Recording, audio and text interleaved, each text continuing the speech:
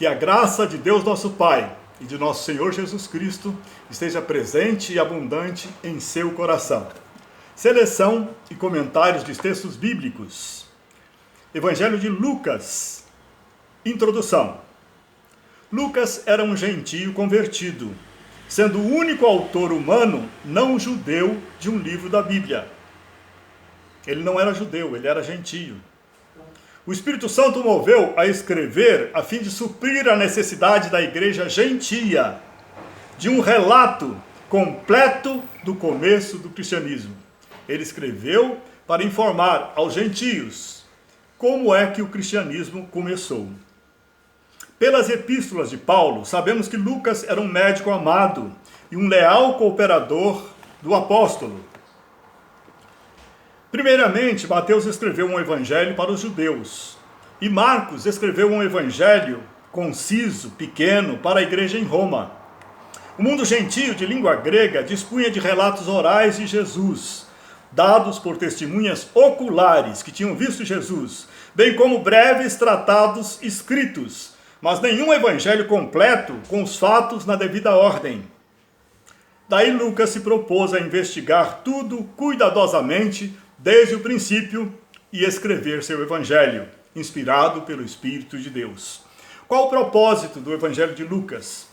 Lucas escreveu este evangelho aos gentios para proporcionar-lhes um registro completo e exato de tudo que Jesus começou, não só a fazer, mas a ensinar até o dia em que foi recebido em cima, no alto, no céu. Por exemplo, ele apresenta a genealogia humana de Jesus, recuando-a até Adão, e não até Abraão, conforme fez Mateus. Em Lucas, Jesus é visto claramente como o Salvador divino humano, que veio com a provisão divina da salvação para todos os descendentes de Adão, para judeus e gentios, para toda a humanidade. O desejo de Deus é salvar a todos. O enfoque principal deste evangelho consiste nos ensinos e parábolas de Jesus durante seu extenso ministério. Características especiais do evangelho de Lucas. Primeiro, o alcance universal do evangelho, que Jesus veio para salvar a todos, judeus e gentios igualmente. Segundo, ele salienta a solicitude de Jesus para com os necessitados, inclusive mulheres, crianças, os pobres e os socialmente marginalizados. Terceiro, sua ênfase na vida de oração de Jesus e nos seus ensinos a respeito da oração. Quarto, o notável título de Jesus deste evangelho, a saber, Filho do Homem. Seu enfoque sobre a alegria que caracteriza aqueles que aceitam a Jesus e a sua mensagem. A alegria daqueles que aceitam Jesus é a maior alegria. Aceitar Jesus e a sua mensagem.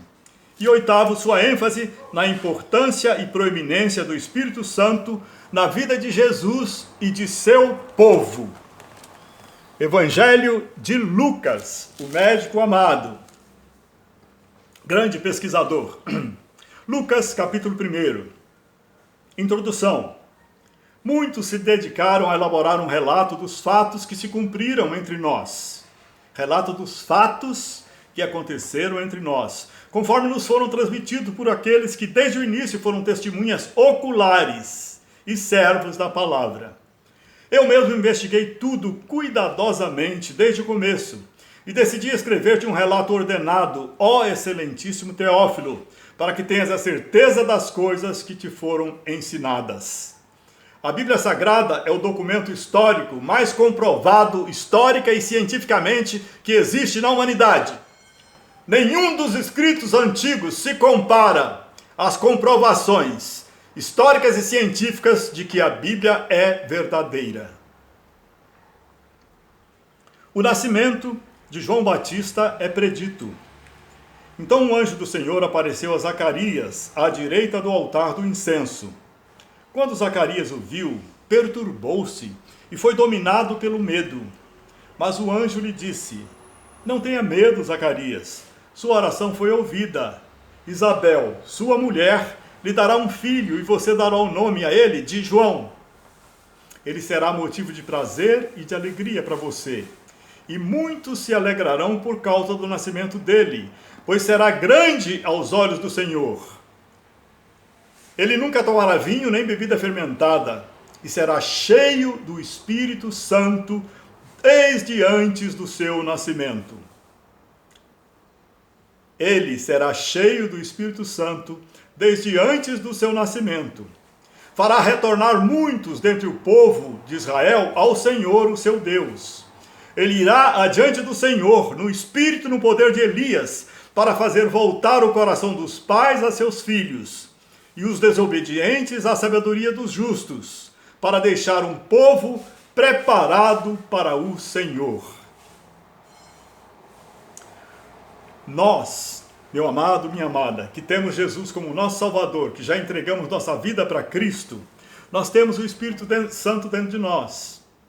Agora, para fazermos a obra de Deus com poder, para que nosso testemunho, palavra e ação sejam eficazes, nós precisamos estar cheios do Espírito Santo. Cheios do Espírito Santo. Você precisa ser tomado pela plenitude do Espírito Santo de Deus,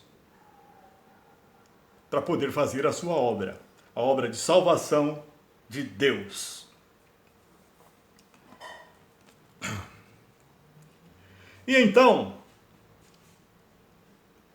João Batista veio e foi adiante do Senhor no espírito e no poder de Elias, para fazer voltar o coração dos pais a seus filhos, e os desobedientes à sabedoria dos justos, para deixar um povo preparado para o Senhor. Zacarias perguntou ao anjo: como posso ter certeza disso? Sou velho e minha mulher é de idade avançada. Olha a incredulidade aqui de novo. O anjo respondeu: sou Gabriel, o que está sempre na presença de Deus. Fui enviado para lhe transmitir estas boas novas. Agora você ficará mudo. Não poderá falar até o dia em que isso acontecer, porque não acreditou em minhas palavras que se cumprirão no tempo oportuno. Depois disso, Isabel, sua mulher, engravidou e durante 5 meses não saiu de casa. E ela dizia: isto é obra do Senhor. Agora ele olhou para mim favoravelmente, para desfazer a minha humilhação perante o povo. O nascimento de Jesus é predito. No 6º mês, Deus enviou o anjo Gabriel a Nazaré, cidade da Galileia, a uma virgem prometida em casamento a certo homem chamado José, descendente de Davi. O nome da virgem era Maria. O anjo, aproximando-se dela, disse: alegre-se, agraciada, o Senhor está com você. Maria ficou perturbada com essas palavras, pensando no que poderia significar esta saudação. Mas o anjo lhe disse: não tenha medo, Maria. Você foi agraciada por Deus. Você ficará grávida e dará à luz um filho, e lhe porá o nome de Jesus. Ele será grande e será chamado Filho do Altíssimo. Filho do Altíssimo. O Senhor Deus lhe dará o trono de seu pai Davi, e ele reinará para sempre sobre o povo de Jacó. Seu reino jamais terá fim. Perguntou Maria ao anjo: como acontecerá isso, se sou virgem? O anjo respondeu: o Espírito Santo virá sobre você, e o poder do Altíssimo a cobrirá com a sua sombra. Assim, aquele que há de nascer será chamado Santo, Filho de Deus. Também Isabel, sua parente, terá um filho na velhice. Aquela que diziam ser estéril já está em seu 6º mês de geração, pois nada é impossível para Deus. Respondeu Maria: sou serva do Senhor, que aconteça comigo conforme a tua palavra. Então o anjo a deixou. Deus escolheu uma jovem, virgem, para ser mãe do seu filho, para ser mãe humana do seu filho, porque para salvar a humanidade, ele teria de ter um corpo para morrer no seu lugar e no meu lugar. Deus, que é Espírito, tornou-se homem, assumiu a forma corpórea como você e eu, ele nasceu de uma mulher. O óvulo de Maria foi fecundado pelo Espírito Santo de Deus. Então, Jesus é filho do homem por parte de Maria. E é filho de Deus por parte do Espírito Santo. Ele tem as duas naturezas, divina e humana. e ele nunca pecou.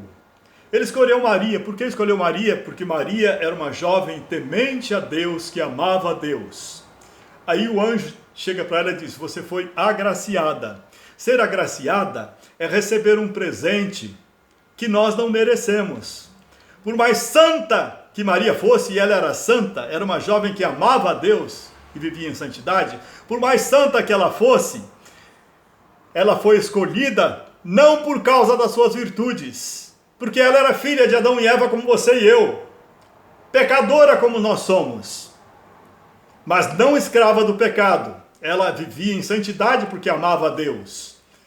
Ela foi escolhida pela graça de Deus. Deus lhe concedeu o favor entre todas as jovens lá da Judeia. Deus escolheu Maria e lhe deu a graça de ser a mãe humana do teu Salvador e do meu Salvador, de ser a mãe humana do Filho de Deus. Aleluia, aleluia. Louvado seja o nome do nosso Senhor.